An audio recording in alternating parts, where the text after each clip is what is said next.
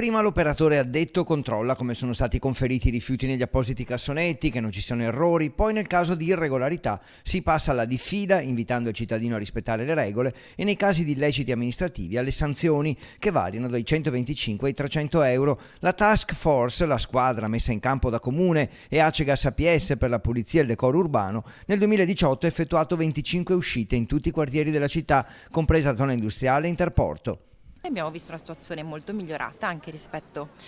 all'anno scorso, abbiamo fatto anche un po' il resoconto dell'attività dello scorso anno, moltissima educazione, c'è chi cerca di fare il furbo e quindi alla seconda, terza volta si arriva alla sanzione, ci sono anche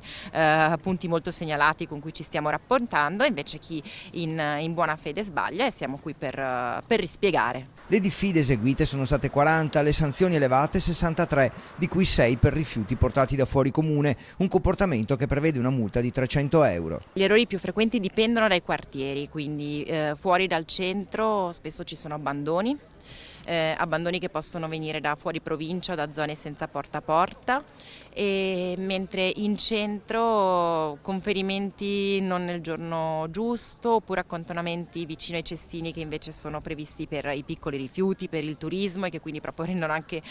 sporco le vie attorno alle piazze del centro storico. Il quartiere dove le irregolarità tendono a essere più numerose è quello del centro storico, zona arancio, dove i controlli avvengono con maggiore frequenza. Da poche settimane si è concluso il corso per 9 nuovi ausiliari, formati in modo specifico per questa attività dalla polizia locale e autorizzati a compilare i verbali di accertamento.